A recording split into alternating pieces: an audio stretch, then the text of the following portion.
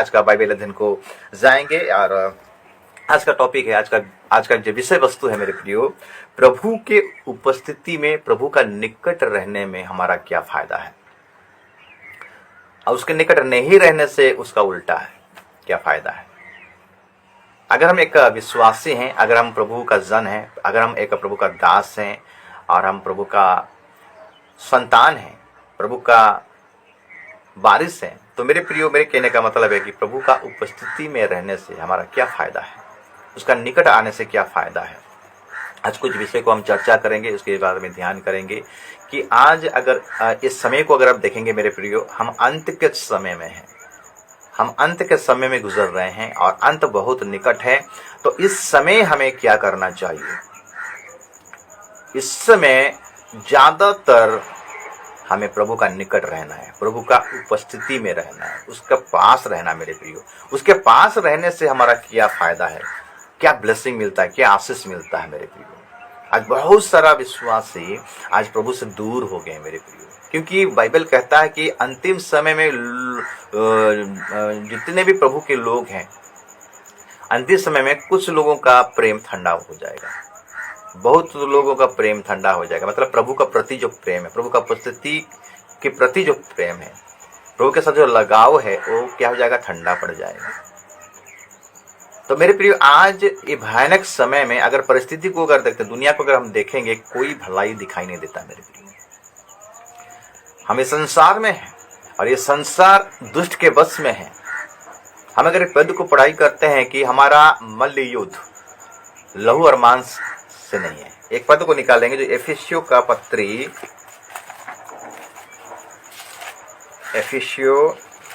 पत्री अगर हम पढ़ाई करेंगे उसका 6 अध्याय, एफिसियों का पत्री अगर 6 अध्याय को ध्यान करेंगे, उसका 12 पद, क्योंकि हमारा ये मल्ल युद्ध लहू और मांस से नहीं परंतु प्रधानों से और अधिकारियों से और इस संसार के अंधकार के हकीमों से और उस दुष्टता की आत्मिक सेनाओं से है जो आकाश में है। हमारा मल्ल युद्ध, हमारा युद्ध, आत्मिक युद्ध शैतान के साथ है। इस संसार का जो अधिपति, हाकिम जो है, संसार का हाकिम कौन है? शैतान। उसके साथ है। मनुष्य के साथ हमारा कोई झगड़ा नहीं है, मनुष्य के साथ हमारा कोई विरोध नहीं है मेरे प्रियो। मनुष्य को जो शैतान, इस संसार का जो अधिकारी है, यहाँ लिखा गया है ना, 12 पद और एक बार पढ़ाई करेंगे, 6 का 12, एफिसियों 6 का 12, क्योंकि हमारा ये मल्ल युद्ध लहू और मांस से नहीं परंतु प्रधानों से और अधिकारियों से और इस संसार के अंधकार के हाकिमों से और उस दुष्टता की आत्मिक सेनाओं से है जो आकाश में है।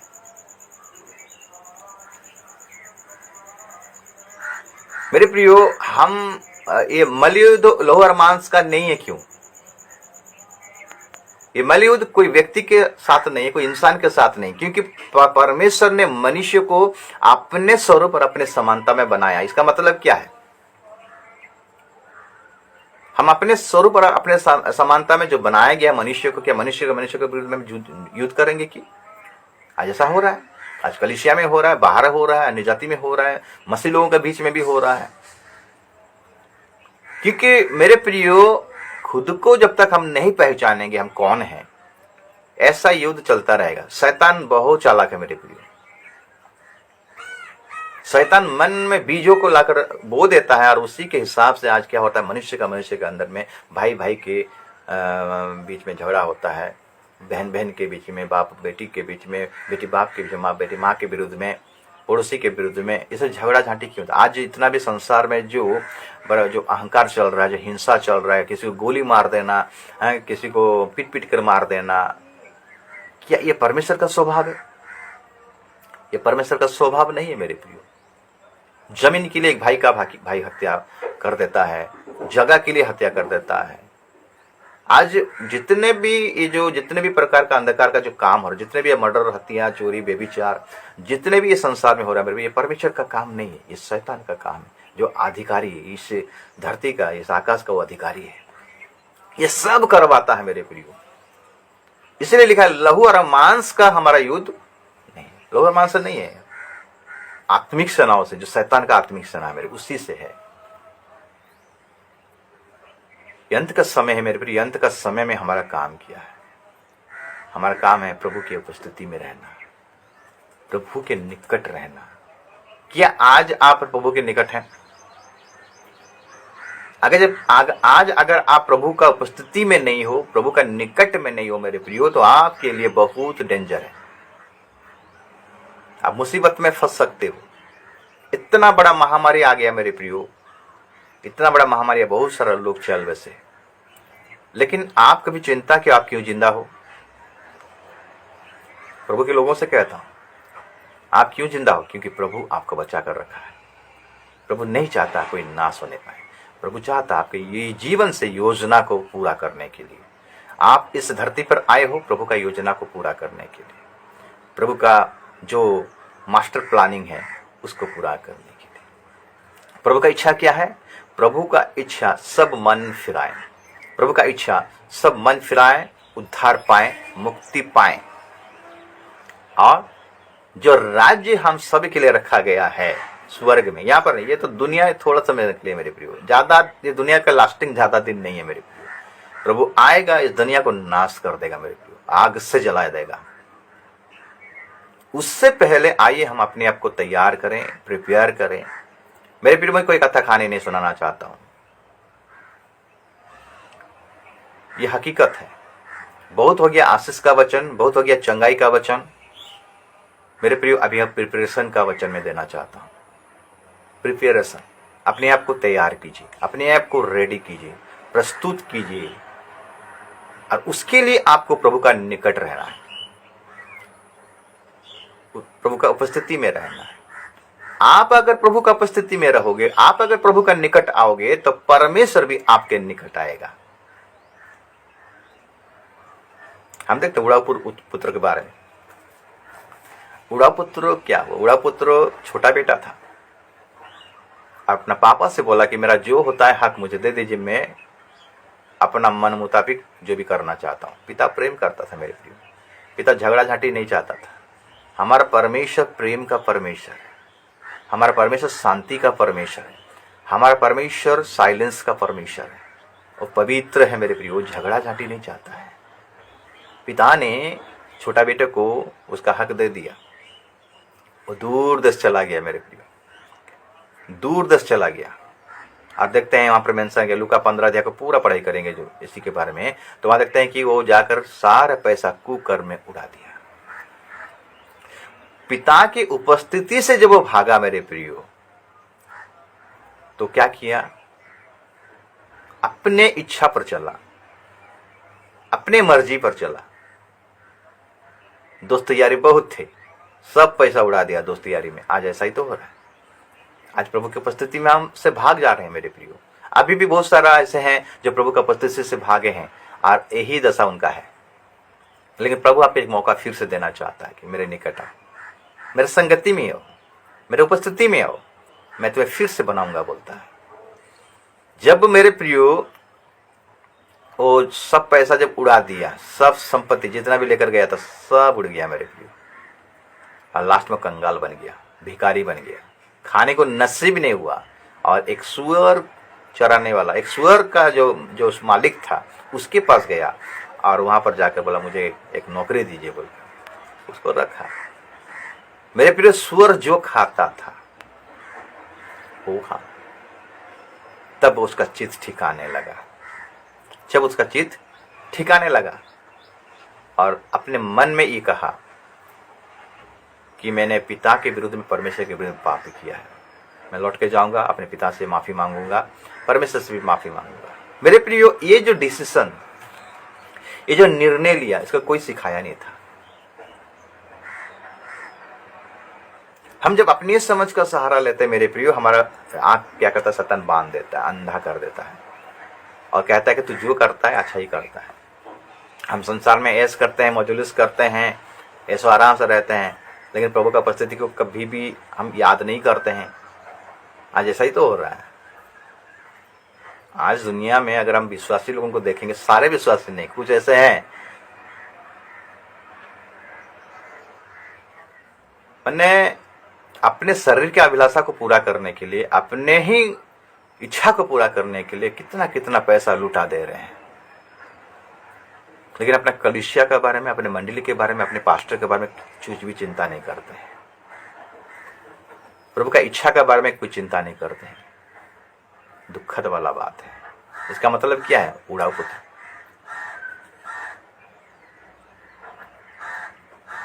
पिता ने आपको बहुत आशीष दिया है, बहुत ब्लेसिंग दिया मेरे प्रियो। अगर उसका ब्लेसिंग को, उसका आशीष को अगर आप नहीं पहचानने पाते हो और प्रभु का उपस्थिति को आप छोड़कर चले जाते हो, तो आपके जीवन में भयानक परिस्थिति आएगा, जिस प्रकार उड़ा पुत्र के जीवन में आया। लेकिन उड़ा पुत्र का जीवन में एक टर्निंग पॉइंट आई, एक टर्निंग पॉइंट आया मेरे प्रियो, और वो उठा, वहां से उठा और मन में कहा नहीं। चिट्ठी ठिकाने लगा उसको। कोई बाइबल ट्रेनिंग नहीं दिया गया, कोई सुसमाचार प्रचार नहीं किया गया उसको, किसी ने नहीं। उसका विवेक, आपको भी विवेक दिया गया। आप क्या कर रहे हो मेरे प्रियो? ये अंतिम समय में आपका क्या काम है? जितने भी, हाँ मेरे प्रियो, जितने भी मेरे मसीह भाई बहन हैं जो बैकस्लाइड हो गए हैं, जितने भी आज प्रभु की उपस्थिति में चल रहे, उपस्थिति से भागे हैं, आना नहीं चाहते हैं, मैं उनसे निवेदन करता हूँ, उड़ाऊ पुत्र जिस प्रकार उसका जीवन में चित ठिकाने आया, उठा, वहां से उठा और दौड़ा। जब पिता के पास जा रहा मेरे प्रियो, हम देख रहे हैं कि पिता उसको वेट किया था, पिता ने उसको वेट किया था लंठन पकड़ कर। पिता को पता था कि मेरा बेटा जरूर लौट कर आएगा, एक दिन आएगा, एक दिन आएगा।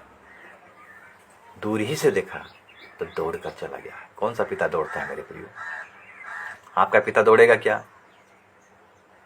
संसार की पिता दौड़ेगा? वो तो गाली देगा, सारा पैसा को उड़ाकर चलाया है। लेकिन हमारा आत्मिक पिता, हमारा पिता परमेश्वर, जो यीशु मसीह हमारे लिए बलिदान हुआ कलवरी के क्रूस पर, हमसे इतना प्रेम करता, इतना प्रेम करता, अपने आप को कलवरी क्रूस पर दे दिया मेरे प्रियो। और वो वेट कर रहा है।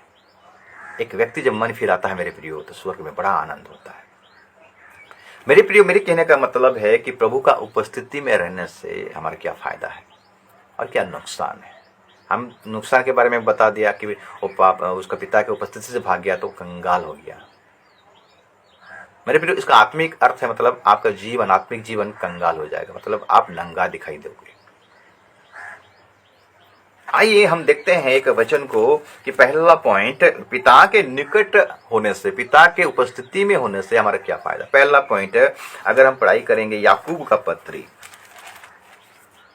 4 अध्याय, याकूब 4 अध्याय को निकालेंगे और उसका लिखता है 8 पद से। याकूब का पत्री 4 अध्याय 8 पद। परमेश्वर के निकट आओ तो वो भी तुम्हारे निकट आएगा। हे पापियों, अपने हाथ शुद्ध करो, और हे दूषित लोगों, अपने हृदय को पवित्र करो। परमेश्वर के निकट आओ तो परमेश्वर तुम्हारा निकट आएगा। आने से पहले अपने आप को शुद्ध करना है, अपने आप को पवित्र करना है।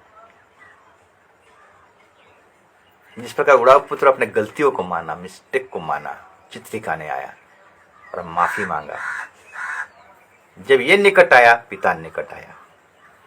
उड़ाऊ पुत्र जो छोटा बेटा जब पिता के पास जा रहा है, मतलब पिता के निकट जा रहा है, तो पिता भी उसके निकट आ रहा है मेरे प्रिय। आप जब पिता के निकट आओगे पूरे मन से, पूरे दिल से, वो आपके निकट आएगा मेरे प्रिय, वो आपके निकट आएगा।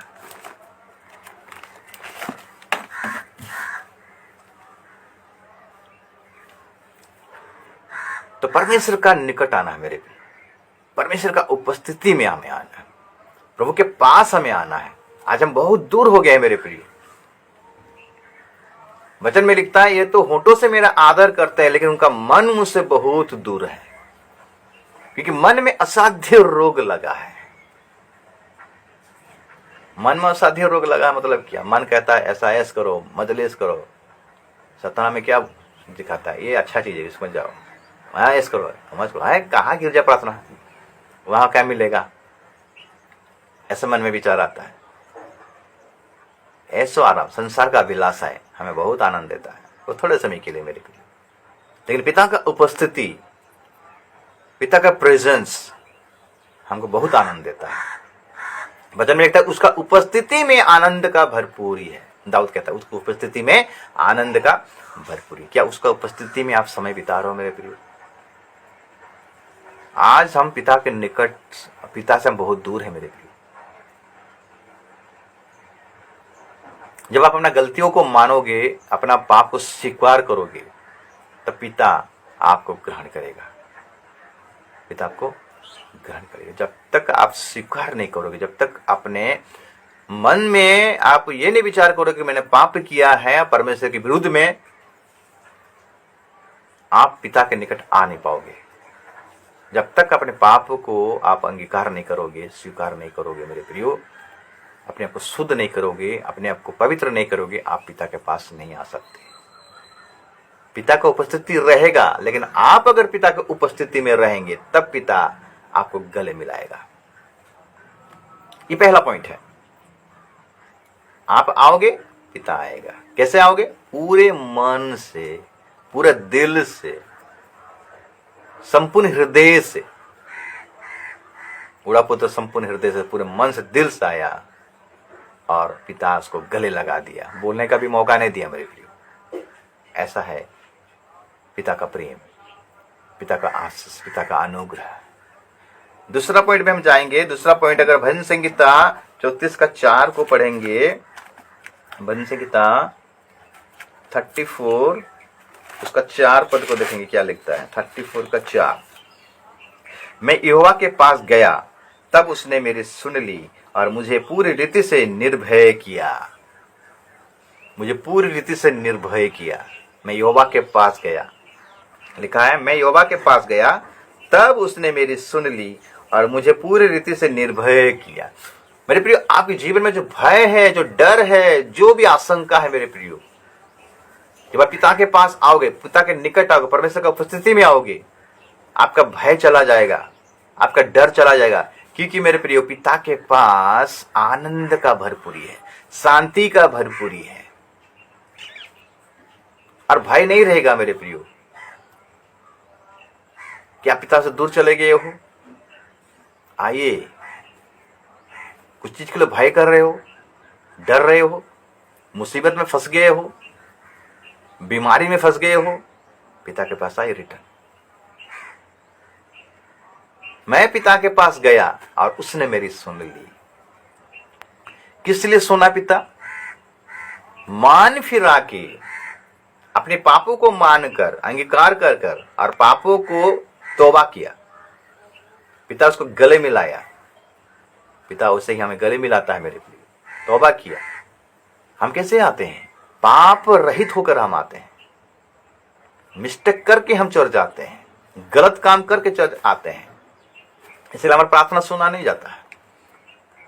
उसकी उपस्थिति में आने से प्रभु हमारा प्रार्थना को सुनेगा। कैसे सुनेगा? क्लियर होकर आएंगे, पवित्र होकर आएंगे, शुद्ध होकर आएंगे। सेकंड पॉइंट हम बताया, पिता की उपस्थिति में जब जाएंगे हमें भय और नहीं रहेगा, डर और नहीं रहेगा, क्योंकि वो हमारा अब्बा पिता है। वो सर्वशक्तिमान ईश्वर है, सारी सृष्टि का मालिक वो है मेरे प्रियो, और सब कुछ कर सकता है। उसके पास हमें आना है और निर्भय रहना है, हमें डरना नहीं। दाऊद कहता है कि यहोवा मेरा बल है, यहोवा मेरा शरण स्थान है, यहोवा मेरा गढ़ है, यहोवा मेरे लिए युद्ध को लड़ता है। हम देखें, लिखता है मैं पिता के पास गया और उसने मेरी सुन ली, और लिखता है और मुझे पूरी रीति से निर्भय किया। पिता जब हमारा साथ रहता है, मेरे प्रभु का उपस्थिति जब हमारा साथ रहता है, हमें कोई डर नहीं रहता है, कोई भय नहीं रहता है। आप जहां भी जाएं निडर होकर जाएंगे। जब यहोशू को भार दिया गया मेरे प्रियो, यहोशू को जब मूसा का जगह में एक लीडर बनाया गया, यहोशू डरा हुआ था। यहोशू डरा हुआ था। तो परमेश्वर यहोशू का, यहोशू मत डर, मत भय खा, तेरा मन कच्चा ना हो।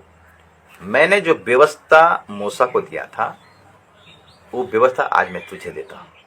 उसमें जो लिखा हुआ है, उसमें जो लिखा हुआ है उसी के अनुसार तुम करना, ना बाएं जाना ना दाएं जाना। अपने चित्त में वो व्यवस्था को रखे रहना और उसी के अनुसार तुम चलना, तब जाके तू जहां भी जाएगा तुझे सब फल मिलेगा। इसलिए मेरे प्रियो, यहोशू में ऐसा विश्वास था, पिता उसके साथ में था, परमेश्वर उसके साथ में था। वो विश्वास ऐसा करता था कि परमेश्वर हमारा साथ है, हमें क्यों डरना है। क्योंकि जब मूसा जब इस्राएलियों के 12 गोत्रों के नाम से जब कानान देश को भेजा, भेदियों को, वहां हम देखते हैं कि उन लोगों ने जो भेद को 40 दिन के बाद रिटर्न आते हैं, तो 10 जो व्यक्ति जो गए थे, 10 गोत्रों में से, जो 12 गोत्रों में से 10 जो गोत्र थे, वो लोगों ने देखकर डर गए। बाप रे, बड़ा बड़ा व्यक्ति है, ऐसा ऐसा है, वैसा है वैसा है। लेकिन यहोशू और कालेब तुम बोलते कि तुम सबका मन कच्चा ना रहे, हम उनको जरूर हरा देंगे, उनको लताड़ देंगे। क्यों ऐसा बोले उनके मन में? क्योंकि वो जानते थे पिता का प्रेजेंस क्या होता है, पिता का उपस्थिति क्या होता है, परमेश्वर का उपस्थिति क्या होता है, परमेश्वर का संगति क्या होता है, परमेश्वर कौन है, उनको अच्छे से पता था। इसीलिए उनका जीवन में कोई भय नहीं था, कोई डर नहीं था। वो जानते थे परमेश्वर अगर हमारे साथ में तो मुझे क्या डर है, क्या भय है। हमें भी वैसा करना चाहिए मेरे प्रियो। अगर हम परमेश्वर के साथ में, उसकी उपस्थिति में हैं, पहला चीज है हम उसके निकट आएंगे पवित्रता के साथ, शुद्धता के साथ, वो हमें गले मिलाएगा। दूसरा चीज है आप जो निवेदन करेंगे प्रभु से, उसके निकट आने के बाद हम जो निवेदन करेंगे हमें उसको सुनेगा। उसके बाद हमें कोई भय नहीं रहेगा, कोई डर नहीं, हम निडर के साथ हम अपना काम को कर सकते हैं। ये दूसरा पॉइंट है। तीसरा पॉइंट अगर हम जाते हैं भजन संहिता उसका 16 अध्याय और उसका 11 पद को अगर पढ़ाई करेंगे, भजन संहिता 16 अध्याय उसका 11 पद। तू मुझे जीवन का रास्ता दिखाएगा, तेरे निकट आनंद की भरपूरी है, तेरे दाहिने हाथ में सुख सर्वदा बना रहता है। तू मुझे जीवन का रास्ता दिखाएगा। मेरे प्रियो, पिता के पास आने से हमें जीवन का रास्ता मिलता है, मरने का रास्ता नहीं, नाश होने का रास्ता नहीं। वचन में लिखता है कि परमेश्वर ने जगत को ऐसा प्रेम किया, अपने इकलौता पुत्र को दे दिया, जिस पर विश्वास करेगा वो नाश नहीं होगा परंतु अनंत जीवन पाएगा। हम जब पिता के पास आते हैं मेरे प्रिय, हमको जीवन का रास्ता मिलता है। कौन सा जीवन? अनंत जीवन, कभी खत्म नहीं होगा मेरे प्रिय। ऐसा रास्ता प्रभु हमें दिखाएगा, उस रास्ते में हमें चलाएगा। और लिखता है तेरे निकट आनंद का भरपूरी है। मेरे प्रिय, पिता के निकट आनंद का भरपूरी है। पौलुस इसलिए कहता है कि प्रभु में सदा आनंदित रहो। फिर से कहता है कि आनंदित रहो। और तेरे दाहिने हाथ में सुख सर्वदा बना रहता है। दाहिने हाथ में कौन है? यीशु मसीह है। जिसके पास यीशु मसीह है उसके जीवन में सुख और शांति रहेगा, क्योंकि वो शांति का राजकुमार है मेरे प्रियो। अगर हमारे पास यीशु मसीह है, अगर हम प्रभु की उपस्थिति में हैं, तो हमें उस जीवन का मार्ग दिखाएगा, सच्चाई का दिखाएगा। जैसे बोले तो मार्ग, सत्य और जीवन मैं ही हूं, मेरे बिना तो पिता के पास नहीं जा सकता। परमेश्वर का निकट आने का तीसरा क्वालिटी, तीसरा आशीष है मेरे प्रियो, हमें जीवन का मार्ग मिलेगा, आनंद का भरपूरी मिलेगा और सुख सर्वदा बना रहेगा पिता के निकट आने से।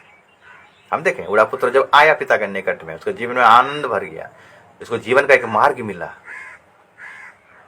और सुख भी मिला, छोड़कर चला गया था। चौथा नंबर पॉइंट है, अगर हम निकालेंगे लूका 20 अध्याय और उसका 38।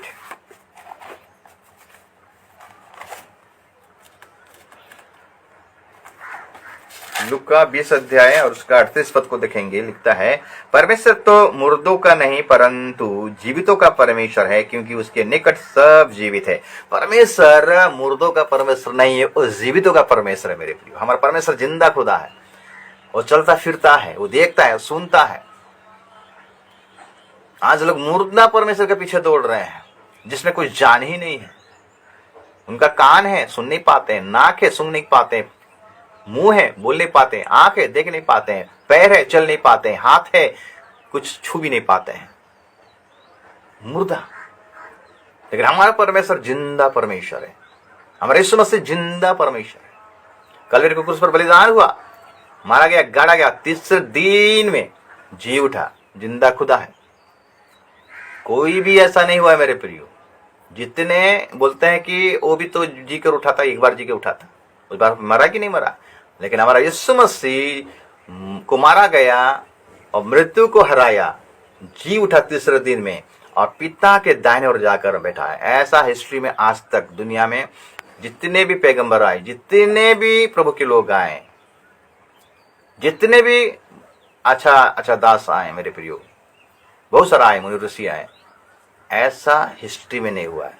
मारा गया, गाड़ा गया, तीसरे दिन में वो जी उठा, अभी तक वो जीवित है, युगाने युग वो जीवित है। क्या बोलता है यीशु मसीह? मैं आदि हूं, मैं अंत हूं, मैं अल्फा हूं, मैं ओमेगा हूं, मैं वर्तमान हूं और मैं भविष्य हूं। हमारा पिता जिंदा है, हमारा यीशु मसीह जिंदा है। वो जीवित का परमेश्वर, जीवितों का परमेश्वर है, मुर्दों का परमेश्वर नहीं है। इसीलिए उसका उपस्थिति में हम जब रहते हैं तो हम भी जिंदा रहेंगे मेरे प्रियो। जो मेरे साथ रहता है मैं उसके साथ रहता हूँ, जो मुझ में बना रहता है मैं उसमें बना रहता हूँ। हम देखते हैं जब लाजर मर जाता है तो यीशु मसीह 4 दिन में पहुंचता है तो मार्था दौड़ कर आता है, तो प्रभु तू अगर यहाँ रहता तो मेरा भाई कभी नहीं मरता। बोलता कि हे मार्था, हे मार्था, तू अगर विश्वास करोगी तो तू तेरा भाई को फिर से जीवित देखोगे, यानी परमेश्वर का महिमा को देखोगे। लाजर को जीवित किया मेरे प्रियो। एक जिंदा, एक जीवित व्यक्ति, एक जो कि जिसके पास सामर्थ्य है, उसके टच होने से, उसके बोलने से सब कुछ हो जाता है मेरे प्रियो। यीशु मसीह वचन है और वचन के द्वारा सारा सृष्टि को बनाया है। अगर वो सारे सृष्टि को जीवन दान दे सकता है, अगर हम भी मर भी जाएंगे तो फिर से प्रभु हमको जिलाएगा। वो जिंदा खुदा है। हमारा आशीष अगर मर गया है, अगर हमारा नौकरी में कोई मैंने रुकावट है, हमारा बाल बच्चा आत्मिक जीवन डॉल हो गया है मेरे प्रियो, आज हमारा फाइनेंशियल प्रॉब्लम दिखाई देता है, गरीबी दिखाई देता है, तो परमेश्वर जिंदा खुदा है। वो अगर मुंह में बोल दिया तो सब कुछ ठीक हो जाएगा मेरे प्रियो। उसके निकट में आनंद का भरपूरी है, उसके निकट में शांति मिलता है मेरे प्रियो, और सुख सर्वदा बना रहता है। इसीलिए हमें पिता के निकट आना है। उसके बाद हम देखते हैं चौथा पॉइंट, पांचवा पॉइंट है भजन संहिता 34 का, उसका अगर 18 पद को पढ़ाई करेंगे, भजन संहिता 34 उसका 18 पद। 18 पद में क्या कहता है? यहोवा टूटे मन वालों के समीप रहता है और पिसे हुओं का उद्धार करता है। जो टूट गया है मेरे प्रियो, उसका मन पिस गया है, उसके समीप रहता है। टूटे मन वाले परमेश्वर का ग्रहण योग्य बलिदान है। टूटा मन परमेश्वर का ग्रहण योग्य बलिदान है। हम देखते हैं हन्ना का जीवन टूट गया। हन्ना परमेश्वर से बहुत दूर चला गया था। क्यों? सांसारिक बातों को लेकर। मेरे पास तो मेरा पति है, मेरे पास तो पति का धन है, मैं धन के द्वारा बहुत ऐशो आराम करता हूँ, बहुत मौज करता हूँ। दुनिया में फंसा हुआ था हन्ना, मैंने परमेश्वर से दूर चला गया था। लेकिन एक समय आया, वो परमेश्वर का निकट आया मेरे लिए। परमेश्वर का निकट आने का मतलब क्या जानते हैं? हन्ना परमेश्वर का निकट आया तो उसका मतलब क्या है? उसका अंदर में क्या ऐसा क्वालिटी था जो वो परमेश्वर का निकट आया, परमेश्वर को ब्लेस किया। टूट गया था उसका मन। किसी के पास नहीं गया, अपने माँ के पास नहीं गया, अपने पिताजी के पास नहीं गया, अपने दोस्तों के पास नहीं गया, संसार में नहीं गया मेरे प्रियो। हन्ना परमेश्वर के पास आया, परमेश्वर का निकट में आया और जानता है कि यहोवा भला करने वाला परमेश्वर है। और आके बिलक बिलक रो कर उस मंदिर में प्रार्थना कर रहा। और एली याजक हन्ना को देख रहा था। और एली ने बोला, हन्ना क्या तू मदिरा पी कर प्रार्थना कर रहा है? और नहीं नहीं नहीं, मैं अपने दुखों को प्रभु को बता रहा हूँ। उसका मन टूट गया था मेरे प्रियो। वो परमेश्वर का निकट आया, पूरे मन से, पूरे दिल से आया मेरे प्रियो। और हम देखते हैं कि परमेश्वर उसका आंसुओं को देखा, उसका प्रार्थना को सुना मेरे प्रियो। क्यों सुना? टूटा मन परमेश्वर का ग्रहण योग्य बलिदान है मेरे प्रियो। हम प्रभु का निकट आते हैं, एक टूटा मन वाला अगर प्रभु का निकट आता है,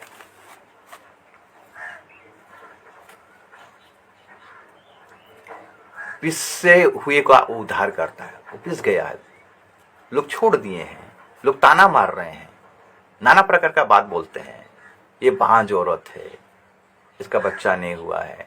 अपनी उसका सौतन भी उसको चिढ़ा रहा था मेरे प्रियो। लेकिन परमेश्वर के निकट आया मेरे प्रियो। पति को भी नहीं कुछ कहा, पड़ोसी को भी कुछ नहीं कहा, किसी से कुछ नहीं कहा, केवल परमेश्वर के निकट आया और अपने दुखों को गुहारी किया। मन पिस गया था। और देखते हैं परमेश्वर उसका प्रार्थना कुछ नहीं किस प्रकार सुना जानते हैं? बोला, प्रभु तू अगर मुझे एक बेटा देगा तो मैं इस बेटे को तेरे सेवकाई के लिए दे दूंगा। प्रभु आपको दिया है, प्रभु आपको धन दिया है, प्रभु आपको नौकरी दिया, प्रभु आपको अच्छा सुंदर सुंदर बेटा बेटियां दिया है, लेकिन आप का जो इच्छा है परमेश्वर के प्रति किया है।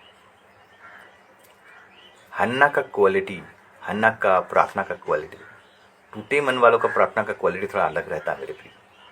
प्रभु तू अगर मुझे एक बेटा देगा तो इस बेटे को मैं तेरी जिंदगी भर इस मंदिर में तेरे सेवकाई के लिए, तेरे सेवकाई के लिए दे दूंगा। क्योंकि हन्ना को पता था कि प्रभु का प्रयोजन है सेवकाई के लिए। वो देख रहा था दुनिया को, कोई याजक नहीं थे, कोई सच्चा याजक नहीं थे, सब गलत काम करते थे। एक सच्चा याजक का दरकार था, एक सच्चा सेवक का दरकार था। इसलिए हन्ना परमेश्वर का इच्छा को जाना और उसी इच्छा के अनुसार प्रार्थना की। मेरे प्रिय, हमारा मन जब टूटता है, पिस जाता है मेरे प्रिय, तब हम परमेश्वर का योजना को हमारे जीवन में रिवील होते हुए देखते हैं। प्रकाश आता है हमारे जीवन में। हन्ना के जीवन में वो प्रकाश आया मेरे प्रिय। वो अपने लिए बेटा को नहीं मांगा, परमेश्वर के लिए मांगा। लेकिन आज हम क्या करते हैं? नौकरी करते हैं अपने के लिए, खाते हैं अपने के लिए, अपने शरीर के लिए ही खाते हैं, अपने शरीर के लिए पैसा को उड़ा देते हैं।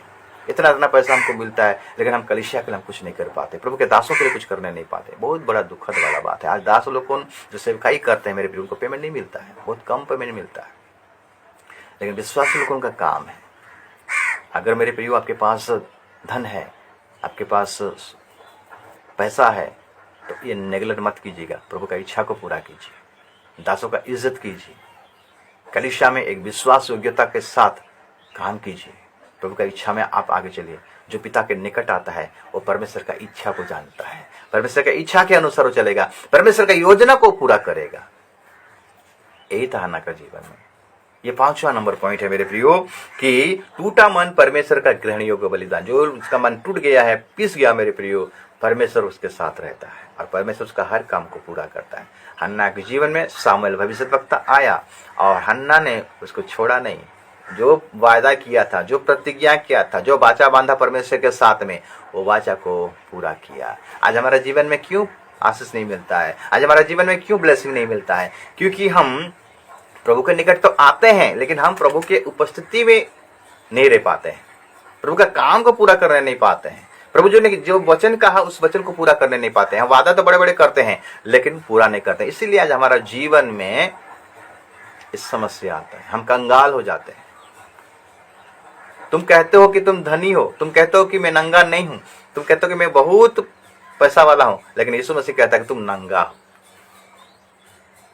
जो संसारिक अभिलाषाओं को ज्यादा प्रायोरिटी देता है मेरे प्रिय, वो नंगा है। यानी यीशु मसीह का वस्त्र उसके जीवन में नहीं है, और यीशु मसीह का वस्त्र को दाग लगा दिया है। शैतान, प्रभु का वचन कहता है प्रकाशित पुस्तक 16:15,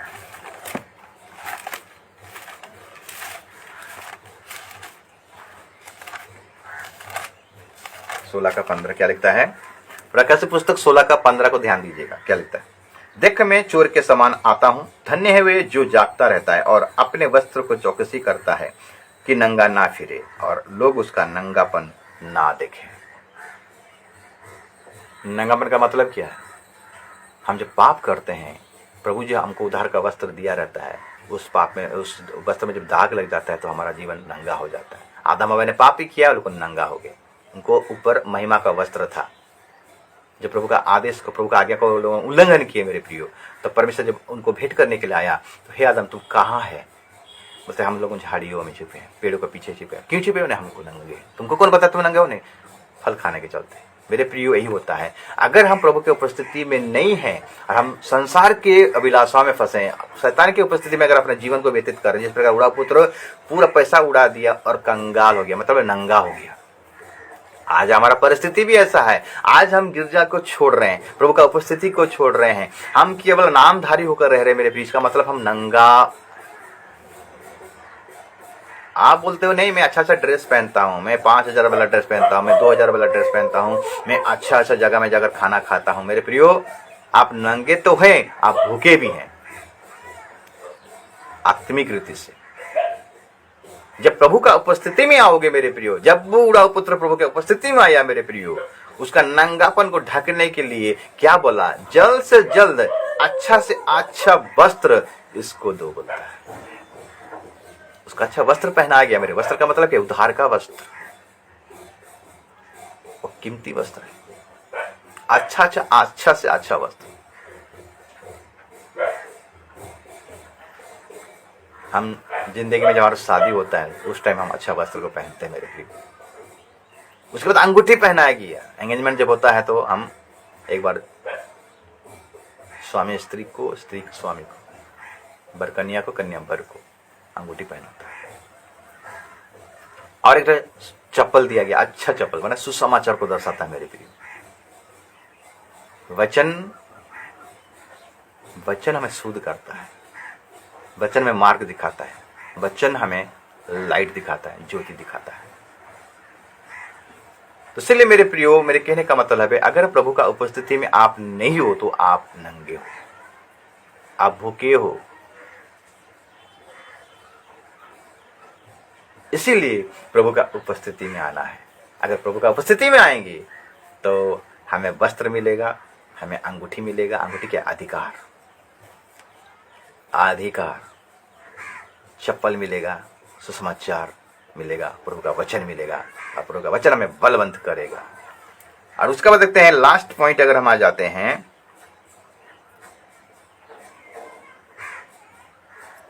लूका 15:31।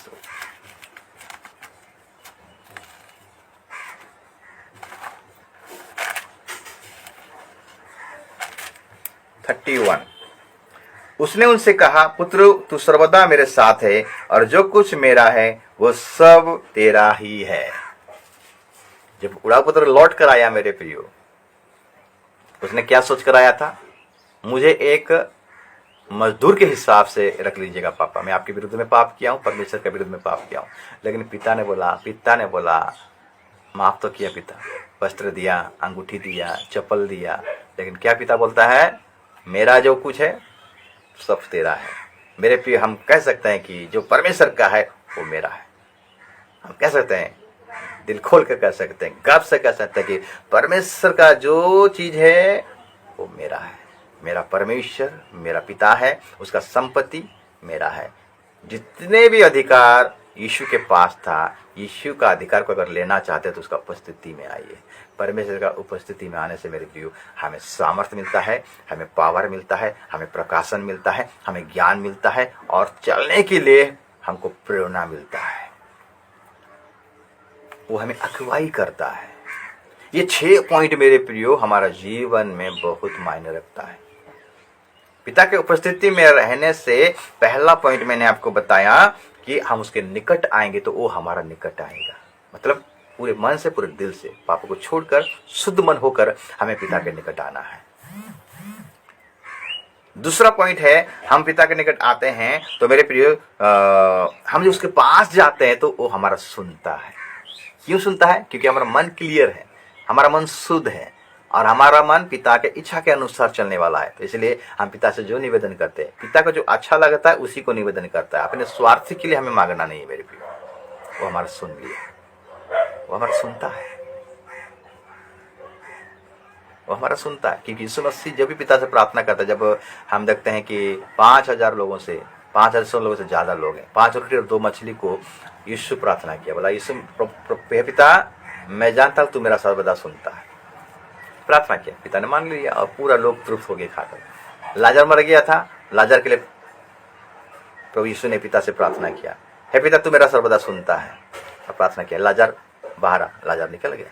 तो आज भी हम परमेश्वर के संतान, जितने भी उसको ग्रहण किया, जितने भी उसको प्रेम किया, जितने भी उसका आज्ञा में चलते हैं, वो सब परमेश्वर का संतान है। और परमेश्वर का संतान अगर हम हैं तो बारिश भी है मेरे प्रिय। पिता का जो कुछ है हमारा सब कुछ है, हमें पिता से कोई छीन नहीं सकता। इसके लिए क्या करना पड़ेगा? उसकी उपस्थिति में आना पड़ेगा, क्योंकि उसकी उपस्थिति में आनंद का भरपूरी है। तीसरा पॉइंट हम देखें कि वो हमारे जीवन के मार्ग में हमें चलाता है। अगर हम उसकी उपस्थिति में आएंगे, मार्ग दिखाएगा, चलाएगा। और चौथा पॉइंट है, वो जीवित परमेश्वर है, मुर्दों का परमेश्वर नहीं, वो जीवितों का परमेश्वर है। हमारा परमेश्वर जिंदा खुदा है, मुर्दा वाला नहीं है।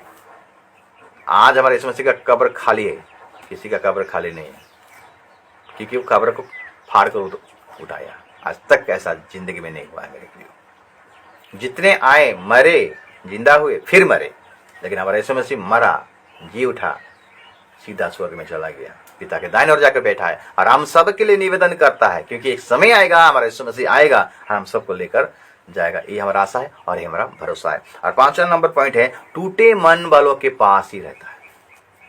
टूटा मन परमेश्वर का ग्रहण योग्य बलिदान है। टूटे मन का मतलब है मेरे प्रियो, पाप करते हुए, गुनाह करते हुए टूट जाते हो, ऐसा नहीं। पाप को छोड़ के, जो पाप किया है उस पाप को मानते हो, मैं गलती किया हूं, मैं मिस्टेक किया हूं, और उसको छोड़ देते हो। उस टाइम आपका जो मन टूट गया है, पिस गया है, उसी समय प्रभु आपका निकट रहेगा मेरे प्रिय। गलती करोगे और दुख मनाओगे, कष्ट मनाओगे, उसी से प्रभु हमारे पास नहीं रहता मेरे प्रिय, वो दूर रहता है। और 6वां पॉइंट, परमेश्वर का जो है, जो कुछ परमेश्वर का है, परमेश्वर का जो कुछ है वो हमारा है। खुश होना चाहिए मेरे प्रिय। यही होता है पिता के निकट आने से, यही होता है प्रभु का उपस्थिति में रहने से। मेरा आपसे निवेदन है मेरे प्रिय, अगर आप पिता से दूर चले गए हो, उसका वचन से दूर चले गए हो, अपने मन मर्जी के हिसाब से अपने जीवन को व्यतीत कर रहे हो, लोग क्या बोलते हैं, मेरा मन है, मेरा दिल है, मेरा शरीर है, मैं जैसा भी इसको करूं। आप सभी को मुबारक हो। पिता नहीं चाहता कोई नाश होने के लिए मेरे। पिता आपको जबरदस्ती भी नहीं करता, क्या बोल, पिता आपको सलाह देता है कि मैं तुम्हारे सामने 4 चीज को रखता हूं, जीवन, मृत्यु, आशीष, श्राप। लेकिन मेरा सलाह है कि तुम जीवन को चुन लो ताकि तुम जीवित रहो। एक वचन को निकालेंगे, उसके बाद आज का बाइबल अध्ययन को यहीं पर खत्म करेंगे। व्यवस्था विवरण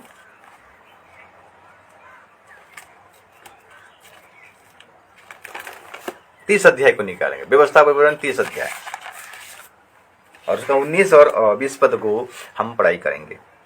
मैं आज आकाश और पृथ्वी दोनों को तुम्हारे सामने इस बात की साक्षी बनाता हूं कि मैंने जीवन और मरण, आशीष और श्राप को तुम्हारे आगे रखा है, इसलिए कि तू जीवन ही को अपना ले, कि तू और तेरा वंश दोनों जीवित रहें।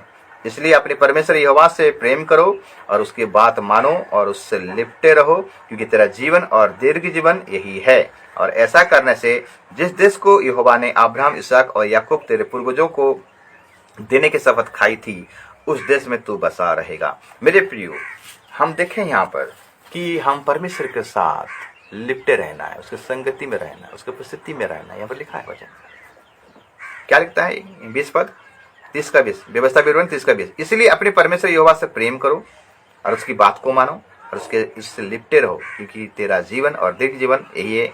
ऐसा करने से जिस देश को यहोवा ने अब्राहम, इसहाक और याकूब तेरे पूर्वजों को देने की शपथ खाई थी, उस देश में तू बसा रहेगा।